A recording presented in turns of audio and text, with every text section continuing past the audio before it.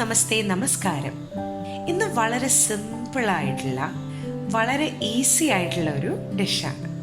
കേരളത്തിന് തനതായ വറ്റൽ മുളകും ചെറിയ ഉള്ളിയും ചേർത്തുള്ള ഒരു ചമ്മന്തി. ഈ ചമ്മന്തി ഉണ്ടെങ്കിൽ ദോശയോ ഗോതമ്പ് ദോശയോ എത്ര കഴിച്ചാലും മതിയാവില്ല. പെട്ടെന്ന് തന്നെ അമ്മയുടെ ഈ ഒരു മുളക് ചമ്മന്തിയിലേക്ക് കിടക്കാം. അതിന് മുമ്പാകെ നമ്മളുടെ ചാനൽ സബ്സ്ക്രൈബ് ചെയ്യാത്തവരായിട്ട് ആരെങ്കിലും ഉണ്ടെങ്കിൽ നിങ്ങൾ കണ്ടുകൊണ്ടിരിക്കുന്ന ഈ വീഡിയോയുടെ താഴോട്ട് പോയി കഴിഞ്ഞാൽ നമ്മളുടെ ചാനലിൻ്റെ സബ്സ്ക്രൈബ് ബട്ടൺ കാണാൻ കഴിയും. അത് ഉടൻ തന്നെ ക്ലിക്ക് ചെയ്യുക. അതിൻ്റെ സൈഡിലുള്ള ബെൽ ഐക്കൺ കൂടി ക്ലിക്ക് ചെയ്ത് ഞങ്ങളുടെ വീഡിയോസ് കണ്ട് അതിൻ്റെ ഫീഡ്ബാക്ക് കൂടി ഞങ്ങളെ അറിയിക്കണം. എന്തായാലും ഇന്ന് അമ്മയുടെ മുളക് ചമ്മന്തിയിലേക്ക്. അപ്പോൾ നമുക്ക് മുളക് ചമ്മന്തി തയ്യാറാക്കാം. മുളക് ചമ്മന്തി എന്ന് പറയുമ്പോൾ എല്ലാവർക്കും അറിയാവുന്ന ഒരു റെസിപ്പി ആയിരിക്കും. എന്നാലും എൻ്റേതായിട്ടൊരു വേർഷനാണ് ഞാനിവിടെ കാണിക്കുന്നത്. അതിനായിട്ട് ചെറിയ ഉള്ളി ഒരു 30 എണ്ണം എടുത്തിട്ടുണ്ട്. വലുതും ചെറുതുമായിട്ടുള്ള ഒരു 30 ചെറിയ ഉള്ളി നല്ലവണ്ണം തൊലിയൊക്കെ കളഞ്ഞ് വെച്ചിട്ടുണ്ട്. വറ്റൽമുളക്, സാധാ വറ്റൽമുളക് ഒരു 15 എണ്ണം എടുത്തിട്ടുണ്ട്. പിന്നെ കറിവേപ്പില ഒരു 10 തണ്ട് എടുത്തിട്ടുണ്ട്. ഒരു വലിയൊരു പിടി. ഇതിപ്പോൾ ഞാൻ ഫ്രഷായിട്ട് എൻ്റെ ബാൽക്കണിയിൽ നിന്ന് തന്നെ പറിച്ചെടുത്ത കറിവേപ്പിലയാണ്. നല്ല എളുപ്പമായിട്ടുള്ള കറിവേപ്പിലയാണ്. ഇവിടെ മിഡിൽ ഈസ്റ്റിലൊക്കെ കിട്ടുമെന്ന് പറഞ്ഞാൽ ഭയങ്കര മൂത്ത കറിവേപ്പിലയാണ് കിട്ടുന്നത്. അതിലൊക്കെ സ്വാദാണ്. ഇതുപോലെ ടെൻഡറായിട്ടുള്ള ലീവ്സ് നമ്മൾ നോക്കിയെടുത്താൽ. അപ്പോൾ അതൊരു പിടിയുണ്ട്. ഏകദേശം ഒരു 10 തണ്ടോളം ഉണ്ട്. പിന്നെ വെളിച്ചെണ്ണ ആവശ്യത്തിന് വേണം, ഉപ്പ് ആവശ്യത്തിന് വേണം. അപ്പം നമുക്ക് ഈ മുളക് ചമ്മന്തി ഇനി പെട്ടെന്ന് തന്നെ തയ്യാറാക്കാം. അതിനായിട്ട് ഒരു ഇരുമ്പിൻ്റെ ചട്ടി ഞാൻ സ്റ്റൗവിൽ വെച്ചിട്ടുണ്ട്. ഇതൊക്കെ വറുത്തെടുക്കാനായിട്ട് എപ്പോഴും ഇരുമ്പ് ചട്ടി ഉണ്ടെങ്കിൽ അത് തന്നെ യൂസ് ചെയ്യുന്നതായിരിക്കും നല്ലത്. അതിലേക്ക് ഏകദേശം ഒരു 1/4 കപ്പോളം വെളിച്ചെണ്ണ നമുക്ക് വേണം. ഇതിന് കൂടുതൽ എണ്ണ വേണമല്ലോ. അപ്പോൾ അതിലേക്ക് ആ വെളിച്ചെണ്ണ അങ്ങ് ചേർത്ത് കൊടുക്കാം. പിന്നെ ഈ ചട്നിയെ ചാലിക്കാനായിട്ടൊന്നും നമ്മൾ വേറെ എണ്ണ എടുക്കേണ്ട ആവശ്യമില്ല. ഇതേ എണ്ണ തന്നെ നമുക്ക് അതിന് ഉപയോഗിക്കാം. അതിലേക്ക് ആ വറ്റൽമുളക് ഇട്ടൊന്നങ്ങ് വറുത്തെടുക്കണം. ഒരു മീഡിയം ഫ്ലെയിമിൽ വെച്ച് നല്ലവണ്ണം അങ്ങ് ഇളക്കി കൊടുക്കുക. അപ്പോൾ ആ മുളകിൻ്റെ കളറൊക്കെ ഒന്ന് മാറി നല്ലവണ്ണം മൂത്ത് വന്നിട്ടുണ്ട്. നമുക്കതങ്ങ് കോരി മാറ്റി വെക്കാം. ആദ്യം നമുക്ക് ഈ മുളക് ഒന്ന് മിക്സിയുടെ ജാറിലിട്ടൊന്ന് പൊടിച്ചെടുക്കണം. അതിന് ശേഷം വേണം നമ്മൾ ഉള്ളിയൊക്കെ ചേർത്ത് കൊടുക്കാൻ. അല്ലെങ്കിൽ നമ്മൾ മുളക് അത്ര പെട്ടെന്ന് അരിഞ്ഞ് കിട്ടത്തില്ല. മുളക് കരിഞ്ഞു പോകാതിരിക്കാൻ ശ്രദ്ധിക്കണം. ഇപ്പോൾ അത് മിക്സിയുടെ ആ ഡ്രൈ ഗ്രൈൻഡറിലേക്ക് അങ്ങ് മാറ്റാം. അതിനുശേഷം അതിലേക്ക് ആ ചെറിയ ഉള്ളി അങ്ങ് ചേർത്ത് കൊടുക്കാം. ഞാനിപ്പം ചെറിയ ഉള്ളി കട്ട് ചെയ്തിട്ടൊന്നുമല്ല ഇട്ട് കൊടുക്കുന്നത്, മുഴുവനായിട്ട് അങ്ങ് ഇട്ട് കൊടുത്ത് വഴറ്റിയെടുക്കുകയാണ്. പെട്ടെന്ന് വഴറ്റി കിട്ടാനായിട്ട് വേണമെങ്കിൽ നിങ്ങൾക്കതൊന്ന് സ്ലൈസ് ചെയ്ത് ഇട്ട് കൊടുക്കാം. നന്നായിട്ട് ഇളക്കി കൊടുക്കുക. ഒരു 5 മിനിറ്റ് ഒന്ന് ഇളക്കി കൊടുക്കുക. അപ്പോൾ അത് നല്ലവണ്ണം ഒന്ന് വഴണ്ടി കിട്ടും. ഈ ഒരു സമയത്ത് കറിവേപ്പിലയും കൂടി നമുക്ക് അതിലേക്ക് ഇട്ട് കൊടുക്കാം. അല്ല, ഇത് നല്ല എളുപ്പമായിട്ടുള്ള കറിവേപ്പിലയാണ്. ഇങ്ങനത്തെ കറിവേപ്പില തന്നെ യൂസ് ചെയ്താൽ നല്ലൊരു സ്വാദായിരിക്കും ചട്നിക്ക്. മൂത്ത കറിവേപ്പിലയൊക്കെ ആകുമ്പം അത് അത്രയും ഒരു ടേസ്റ്റ് കിട്ടത്തില്ല.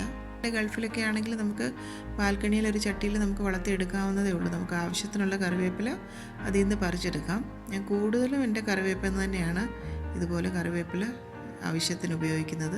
നമ്മൾ മേടിക്കുന്ന കറിവേപ്പിലയിലൊക്കെ കൂടുതലും ശരിക്കും ഒത്തിരി പെസ്റ്റിസൈഡ്സ് ഒക്കെ ഉണ്ടെന്നല്ലേ പറയുന്നത്.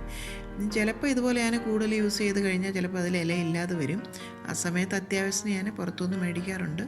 അപ്പോൾ നല്ലവണ്ണം വൃത്തിയായി കഴുകിയതിന് ശേഷം വേണം നമ്മൾ വെളിയിൽ നിന്ന് മേടിക്കുന്ന കറിവേപ്പില ഉപയോഗിക്കാനായിട്ട്. ഈ ഒരു സമയത്ത് കുറച്ച് ഉപ്പും കൂടി ഞാൻ ചേർത്ത് കൊടുക്കുകയാണ്. അപ്പോൾ ഉള്ളി പെട്ടെന്ന് തന്നെ അങ്ങ് വഴണ്ടി കിട്ടും. ഞാൻ ഈ ഒരു ചമ്മന്തിയിൽ പുളിയൊന്നും ചേർത്തല്ല തയ്യാറാക്കുന്നത് കേട്ടോ. ഞാൻ ചേർക്കാറേ ഇല്ല. ഇതുപോലെ കൂടുതൽ കറിവേപ്പില ഇടും. കറിവേപ്പിലയുടെ ഒരു ബേസിക് ഫ്ലേവർ എന്ന് പറയുന്നത് തന്നെ ഒരു പുളിയാണ്. കൂടുതലായിട്ട് നമ്മൾ കറിവേപ്പില ചേർക്കുമ്പോൾ ഹെൽത്തിയുമാണ്. പിന്നെ നമുക്ക് വേറെ പുളിയൊന്നും ചേർക്കേണ്ട ആവശ്യമില്ല. ആ ഉള്ളി വഴലുന്ന സമയം കൊണ്ട് ഞാൻ ആ മിക്സിയുടെ ജാറിൽ ആ മുളകൊന്ന് നല്ലവണ്ണം ഇതുപോലെ അരച്ചെടുത്തിട്ടുണ്ട്. ഡ്രൈ ഗ്രൈൻഡറിൽ ഇട്ട് പൊടിച്ചാൽ മതി. കണ്ടില്ലേ, കറിവേപ്പിലയൊക്കെ നല്ലവണ്ണം മൂത്ത ഉള്ളിയൊക്കെ ആവശ്യത്തിന് വഴഞ്ഞു വന്നിട്ടുണ്ട്. ഇനി നമുക്ക് ആ ജാറിലേക്ക് അങ്ങ് ചേർത്ത് കൊടുക്കാം. എന്നിട്ട് വീണ്ടും ഒന്നും കൂടി അതൊന്ന് ക്രഷ് ചെയ്തെടുക്കണം. നമുക്ക് കോരി മാറ്റി മിക്സിയുടെ ജാറിലേക്ക് ചേർത്ത് ഒന്നും കൂടി അങ്ങ് അരച്ചെടുക്കണം. കുറച്ച് ഉപ്പും കൂടെ നമുക്ക് ചേർത്ത് കൊടുക്കാം. ആദ്യം നമ്മൾ കുറച്ച് ഉപ്പ് ചേർത്തിരുന്നല്ലോ, കണ്ടല്ലേ. ഇപ്പോൾ ഇതുപോലെ നല്ലവണ്ണം ഞാനൊന്ന് അരച്ചെടുത്തിട്ടുണ്ട്. ഒത്തിരി അങ്ങ് പേസ്റ്റ് പോലൊന്നും അരയേണ്ട ആവശ്യമില്ല.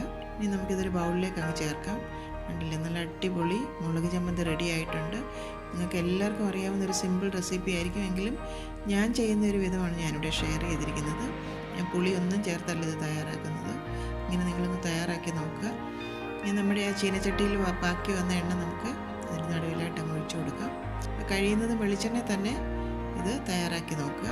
സാധാ ദോശയോ ഗോതമ്പ് ദോശയോ, ഇനി അതല്ല ഞാൻ ഇട്ടിരുന്ന സെറ്റ് ദോശയുടെ റെസിപ്പിയുണ്ട്. ഏതിൻ്റെ കൂടെ ഇത് നല്ലൊരു കോമ്പിനേഷനാണ്.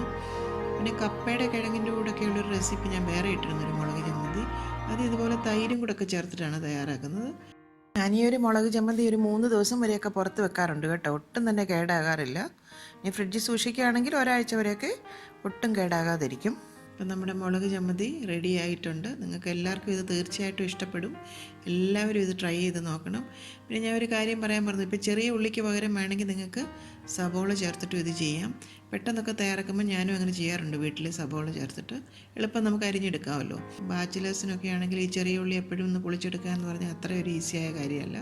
അവർക്കിത് സബോള ചേർത്തും ചെയ്യാം. സ്വാദിൽ കുറച്ച് വ്യത്യാസം വരും എന്നുള്ളതേ ഉള്ളൂ, എങ്കിലും അത് നല്ല ടേസ്റ്റ് തന്നെയാണ്. അപ്പോൾ അങ്ങനെ നിങ്ങൾക്ക് തയ്യാറാക്കാം. അപ്പോൾ എല്ലാവരും ഇത് വീട്ടിൽ ട്രൈ ചെയ്ത് നോക്കണം.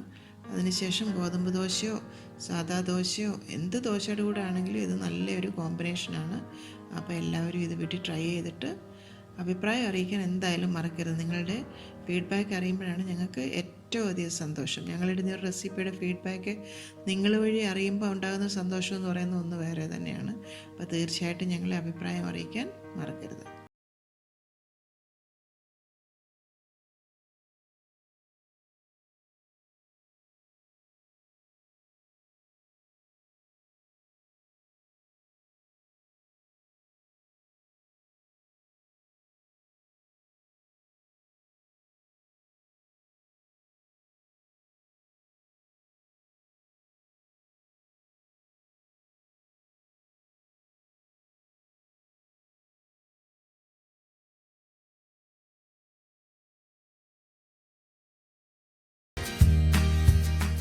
അമ്മയുടെ ഇന്നത്തെ റെസിപ്പി നിങ്ങൾക്ക് ഇഷ്ടമായെങ്കിൽ ഈ വീഡിയോ നിങ്ങൾ തീർച്ചയായും ലൈക്ക് ചെയ്ത് ഷെയർ ചെയ്യണം.